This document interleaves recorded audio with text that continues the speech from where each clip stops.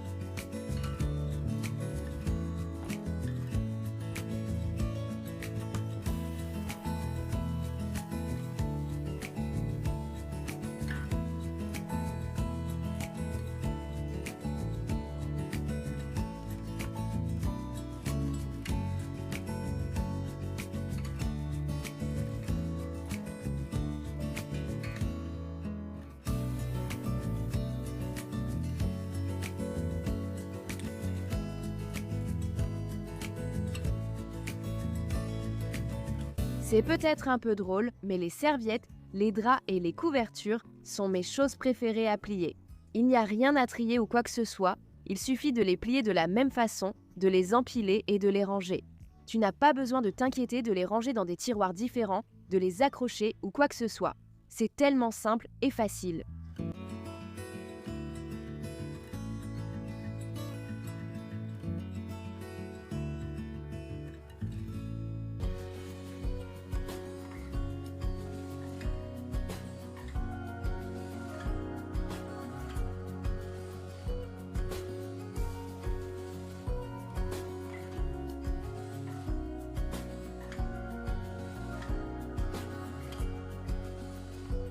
Après avoir fini de plier les serviettes, il me restait encore un panier à linge à terminer.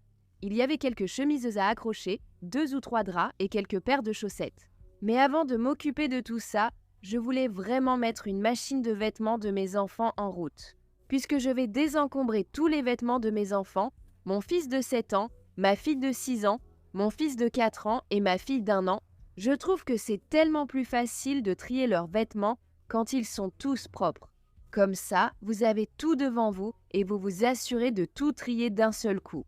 De cette façon, il n'y a pas de linge qui traîne et qui serait trop petit et que vous n'auriez pas trié parce qu'il était encore dans la machine à laver. De cette façon, tout est devant vous et vous pouvez tout passer en revue d'un coup et en finir.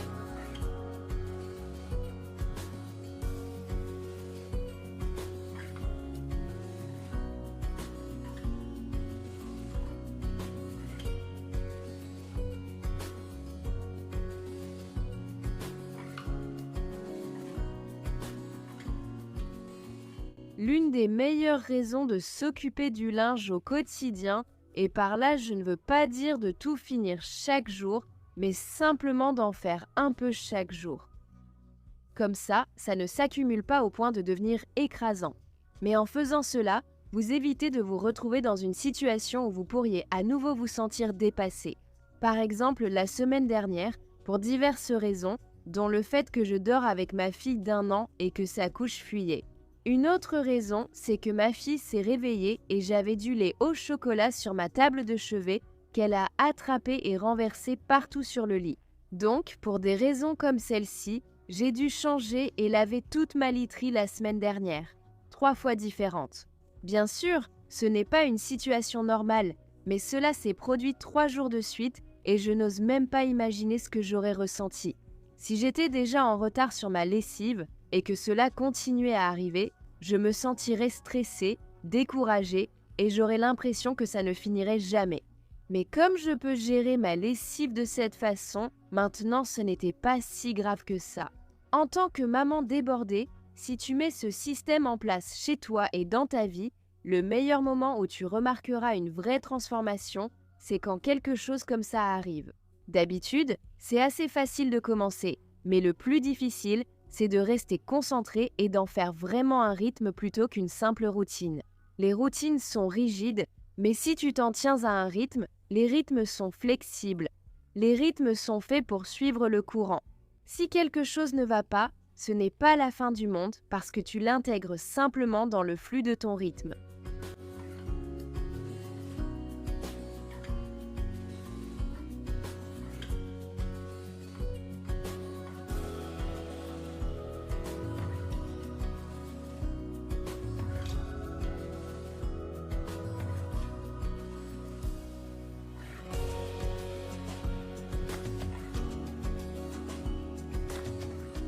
Comme tu peux le voir, j'ai commencé à désencombrer le placard de ma fille Hazel, qui a 6 ans. Elle avait beaucoup de vêtements ici qui étaient trop petits pour elle. En fait, je ne lui ai pas acheté de nouveaux vêtements d'été cet été. L'année précédente, je lui avais acheté des vêtements qui étaient un peu trop grands pour elle. Ça a bien marché car elle n'avait pas besoin de beaucoup. Cette année, nous avons remplacé les choses selon les besoins. Elle avait besoin de nouveaux shorts et ses chaussures étaient trop petites, mais nous n'avions pas besoin d'une armoire remplie de vêtements de saison, ce qui était agréable. Ce n'était pas le cas cette saison. Elle avait besoin de presque tout en neuf, elle avait besoin de nouveaux t-shirts à sa taille. Je lui ai acheté quelques chemises à manches longues, des robes et pas mal de leggings. Elle est assez difficile concernant les vêtements qu'elle porte, donc tout se ressemble beaucoup, mais c'est simplement son style. J'ai aussi dû prendre quelques shorts et jupes parce qu'ils étaient en promotion chez Target pendant que j'y étais, donc tout était bien approvisionné. Je crois que j'ai pris 3 ou 4 shorts et 2 jupes. Ils étaient à seulement 3 $ ou 3,50 chacun, ce qui était incroyable. Et bien sûr, quand j'ai fait ça, c'est vraiment important de penser à la taille qu'elle fera l'été prochain. Donc je lui ai juste pris du petit pour l'instant. Elle porte aussi du petit pour les leggings, mais les shorts étaient un peu trop grands, ce qui est parfait pour le moment.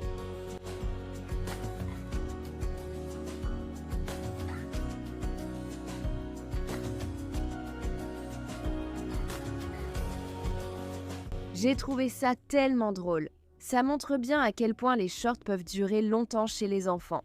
Hazel, ma fille de 6 ans, avait un short taille 2 ans dans son tiroir à shorts.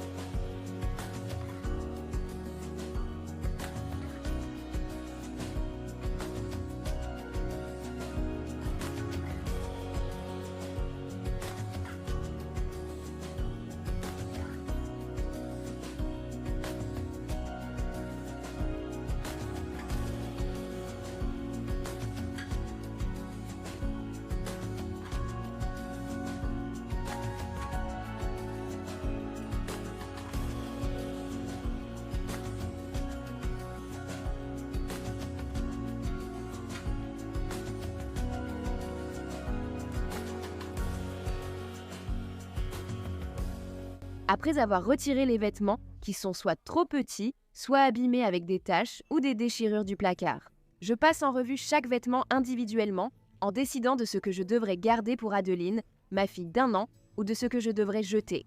Je ne jette que les articles qui sont soit déchirés et en très mauvais état, soit vraiment très tachés. Je ne vais rien donner parce que, comme je l'ai dit, j'ai une fille d'1 an et mes enfants trouvent ça tellement amusant de recevoir des vêtements de seconde main. J'ai présenté des vêtements de seconde main pour mon fils de 4 ans dans ma dernière vidéo. Et quand j'ai sorti les vêtements, lui et mon fils aîné ont dit « Oh là là, c'est trop drôle que tu portais ça avant, donc j'adore ça pour mes enfants. » À ce stade, j'ai décidé ce que je garde et ce que je jette, et je range ce que je garde dans un bac de rangement. Comme je l'ai dit, je l'ai déjà fait pour mon fils de 4 ans.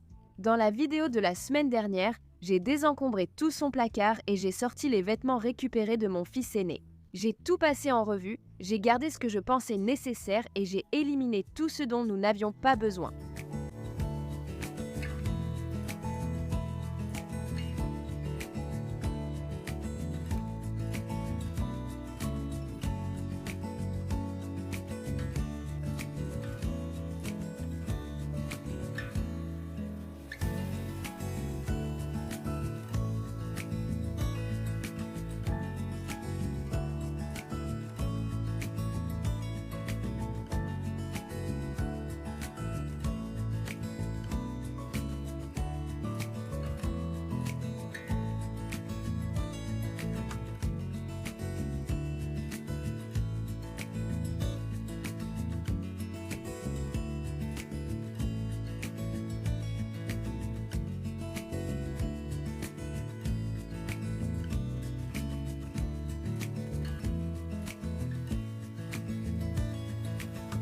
La semaine dernière, j'ai eu l'une des conversations les plus significatives avec une maman qui a postulé à mon programme, la méthode Reset. Lors de notre appel de consultation, elle a mentionné qu'elle voulait simplement avoir l'impression de ne plus sombrer. Et je peux totalement comprendre cela, et je pense que beaucoup de mamans peuvent s'y retrouver. À aucun moment dans la journée d'une maman, il n'y a rien d'autre à faire. Et ce poids à lui seul peut sembler écrasant. Un exemple qu'elle a donné concernait son linge et le fait de ne jamais avoir l'impression que quoi que ce soit avançait. Il n'y avait pas de routine, le linge s'accumulait. Et quand elle essayait de suivre une routine, sa famille la perturbait un peu, ne se souvenant pas quel jour leur appartenait. Et puis bien sûr, le cycle se répète et on essaye de trouver une nouvelle routine ou un nouvel emploi du temps. Mais la vérité, c'est que ça ne marchera jamais. Parce que maintenant, non seulement vous passez du fait de devoir faire toute la lessive vous-même, mais en plus, vous ajoutez une autre difficulté, devoir rappeler à votre famille cette nouvelle routine. Ce qui finit généralement par se passer ici, c'est que la routine s'effondre et puis maman se sent frustrée parce que personne ne voulait aider et suivre cette nouvelle routine. Alors qu'elle essayait de rendre les choses un peu plus fluides et de faire en sorte que la maison soit un peu plus organisée. Et comme cette nouvelle routine n'a pas été suivie, les draps et les couvertures commenceront à s'accumuler, les serviettes aussi, puis on se retrouve à nouveau avec une énorme montagne de linge.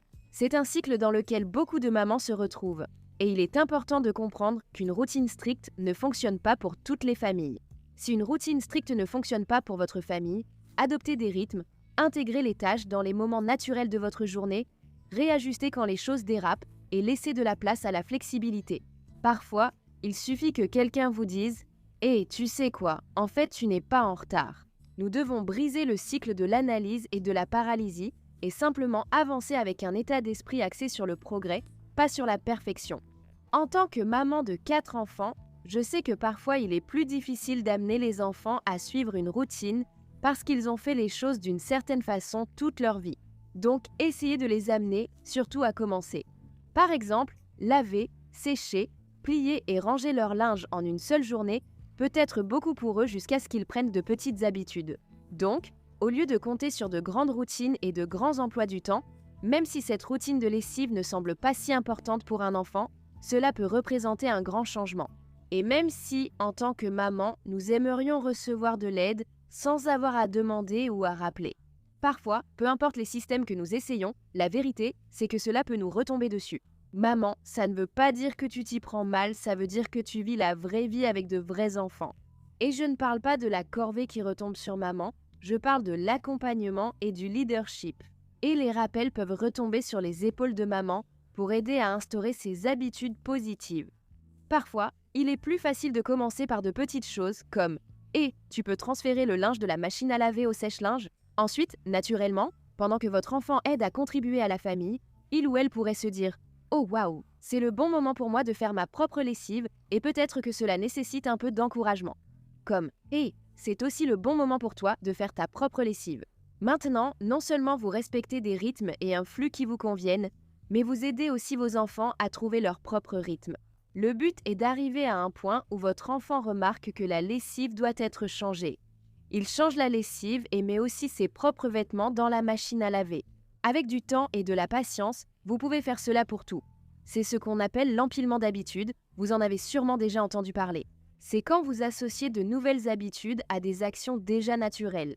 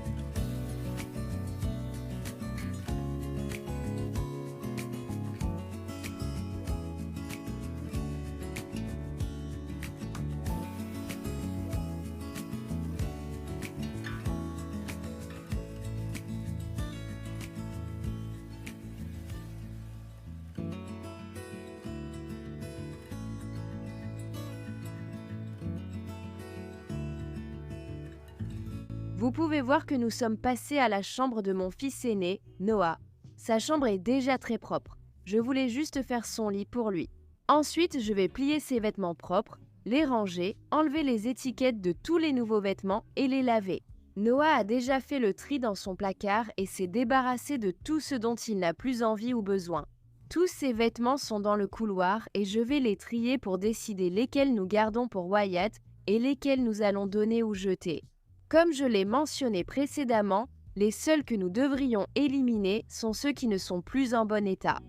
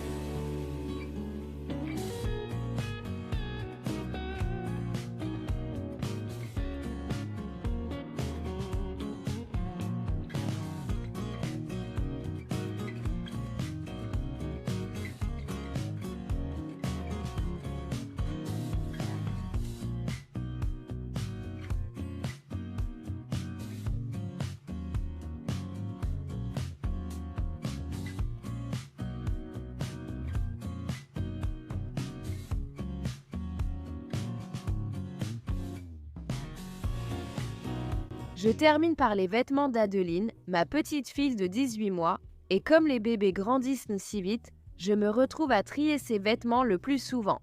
Cela fait un moment, donc je vais avoir beaucoup de vêtements à désencombrer de son armoire. J'ai aussi remonté les vêtements de 18 mois d'Hazel du sous-sol il n'y a pas longtemps.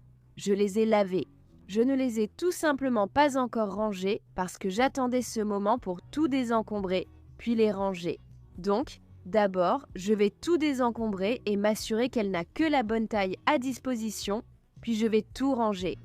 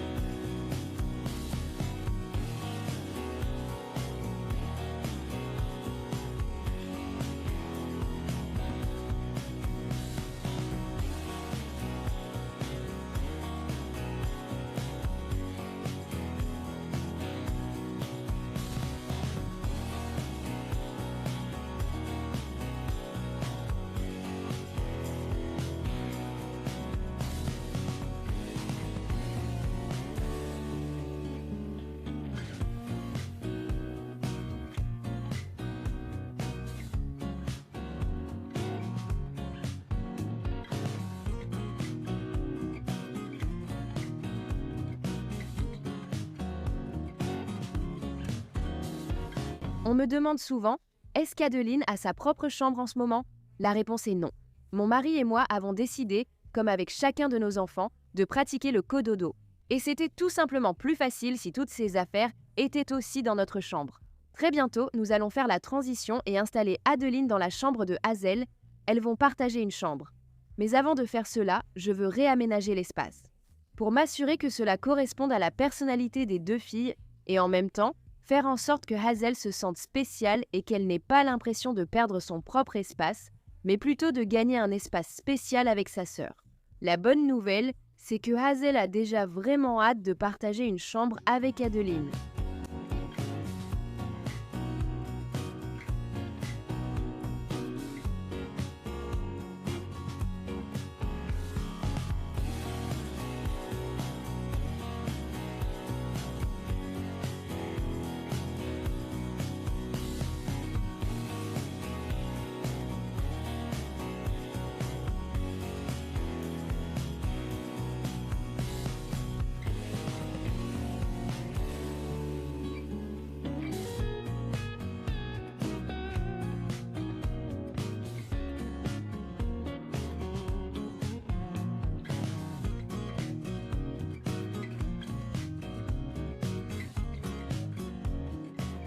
La dernière chose que je vais faire, c'est passer en revue tous les vêtements dans le couloir, m'assurer que ceux dont je me débarrasse sont jetés et que ceux que je range sont mis au sous-sol, puis simplement nettoyer cette zone après avoir fait tout ce désencombrement.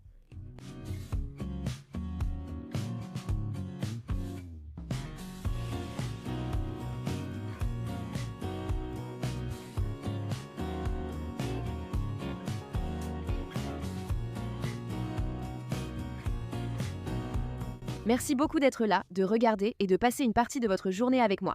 J'espère que vous avez trouvé un peu de motivation pour le ménage et le désencombrement grâce à la vidéo d'aujourd'hui. Si cela vous a plu, n'oubliez pas de mettre un pouce en l'air. N'oubliez pas de vous abonner. Et si vous sentez que vous avez besoin de plus de ressources pour commencer votre propre parcours de désencombrement, vous pouvez cliquer sur le lien dans la description ci-dessous. Merci encore d'avoir regardé. Je vous retrouve dans la prochaine vidéo.